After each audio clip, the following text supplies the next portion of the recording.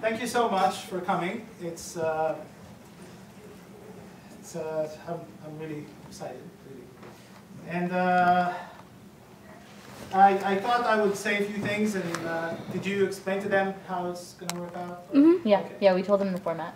All right. Yeah. So I thought I'll just say a few things, and then I'd be happy to answer whatever questions you might have. So I thought I would start just by telling you a little story. There is this guy, his name is Daniel Fields. He was a student of mine a few years ago when I was teaching at the University of Oklahoma.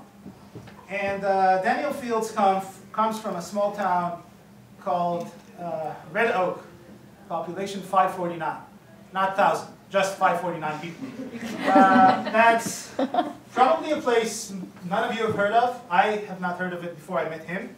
But he is a very talented guy, and he had a dream, and his dream was to become a scholar and a teacher, and in his case, of Turkish history or Turkish politics. And so he graduated from high school, and he went to the University of Oklahoma, which is, by the way, it's like the best place you can go to if you come from Oklahoma. Within Oklahoma, that is. And, you know, it's a good, large, respectable state university. And he was a good student, but he knew from what his teachers told him that he won't be able to get into the really, really good graduate programs just with a degree from the University of Oklahoma. The good ones, I define the good ones as those where you go and study and they pay for everything and all you have to do is study. That's what I call the good graduate programs. So he was not the kind of person who would say no or who would give up. He said, okay, if that degree is not enough, I'll do what it takes. So he graduated from college and he got a job. And then he got another job. And then he went and got a master's degree. And during those few years that he was out in the real world, he picked up a bunch of skills, like some languages. He became a pretty good writer. And there are probably other skills that he picked up that I'm not aware of. But once he sees that video on YouTube, he'll probably write back to me and tell me about that. Now, he's a real guy. I'm not making you up. Now,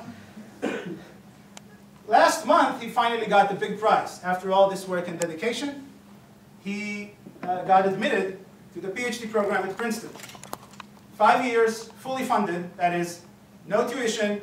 He gets a stipend, summer support, research travel, everything you want for 5 years.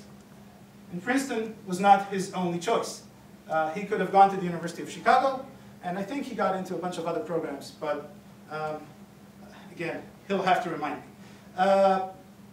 Now, you know, I was somewhat involved in his journey, and one of the things that I learned from it was that if you have a dream, you need to go and pursue it. And you need to be persistent, but if you don't try, it's definitely not going to happen. Now, I know what the problem is. When I say this, many people come to me and say, wait a minute, that's nice, but I don't even know what my dream is. I don't even know how to define it. If I don't know what I want, how do you expect me to get all this work done? Well, this is probably a good time to explore and try to figure out what it is that you want to do. You know, college, but also the few years after college, they're a good time to explore those options. And you can do this by talking to people, friends, professionals, parents, teachers. You can do this by taking courses, especially if they're courses outside of the field that you think right now is your specialty, because those courses, well, they're going to make you a better, sort of more well-rounded person. So at the end of the day, when you're this really rich businessman or woman making all this money, you'll actually be able to carry a good conversation on something completely unrelated to what you do. It's not a bad thing to have. So that's one, but also you'll be exposed to new ideas and new themes, and you'll figure out maybe what it is that you want to do. And if you don't, that's okay too. Because it's also fine to just have a broad idea of what you want to do. a very general goal. You know, in 5 years, I'll apply and get into one of those 10 graduate programs. That's quite a wide kind of goal, right? Or I'll get into either this industry or that industry. Something broad, but you have to have something in mind, because if you don't, why would you spend the next 2 weeks, and why have you spent the last week studying so hard for those finals? Come on. Just getting an A because it's really nice to get an A is not a good enough excuse. You need a better motivation than that. You need to have something in mind, like, you know, this is something I want to achieve. This is something I want to do, and that is why I'm spending all this time studying for it. And some of you, probably the A grades come easier than to others. But I have seen it many times. Students who are really talented could easily have A's all the time, had A's in high school all the time, and now only get B's and C's, not because they can't do it, they're just too bored. They are too bored because they don't see the purpose. What is the purpose of me studying for this exam? Where is this going to take me? I spent 4 years in college, I have no idea where I'm going next. So why would I put in all this effort? This is a good question to ask, and if you're asking this, you know, you're doing the right thing. But you should also spend some time thinking about this. It's never too early to start thinking about your future plans. But it's also never too late to start. You know, the end of college is not the end of your life or your career or whatever the end of it is. It's not. So, you know, take your time, get advice, read about stuff, and it'll eventually come to you. Maybe it'll be that one course that you take and you say, wait a minute, this is, I really love this. Now I know there's another problem here. You might take a course and you feel, I really love this, but that's not exactly the field that your parents would want you to focus on, right? I'm going to business school or to medical school or to law school because I really, really love medicine and want to be a lawyer and want to be a successful business person, right? Yeah, everyone who is on these tracks is definitely insanely in love with those fields, right?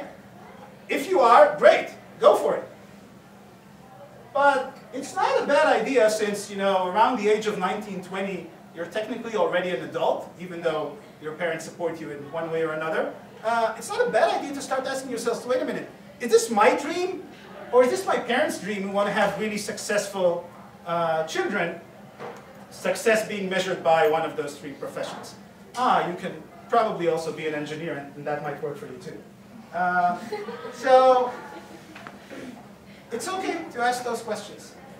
And I am not here to advocate you know, any form of rebellion against your parents, though some of my earlier posts suggested that I like rebellions in general.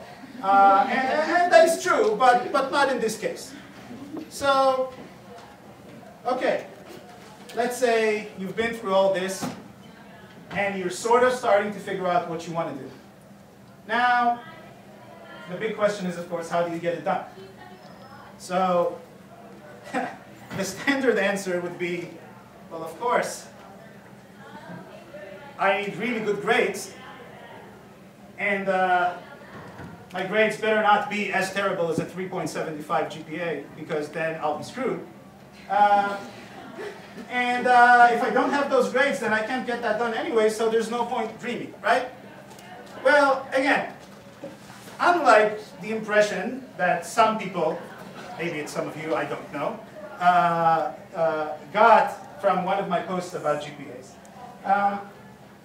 I don't think that not studying is the solution. I don't think you should strive to have a 2.0 GPA. That's not my point. But every week I hear from at least one student who is worried about his or her future because their GPA is less than 3.75. Are you kidding me? 3.75, that's 95%. That's an awesome GPA. Do you think there's any career that you cannot pursue with a 3.75 GPA? No, there isn't. It's true, There are a few really, really special programs that you really need this 3.95 or you can't get in, where only the numbers count. It's true, there are some programs like this. And I really, being a historian, probably not in the right position to tell you not to pursue this really high GPA if you want to go to one of those programs. But more and more programs, and definitely more and more employers,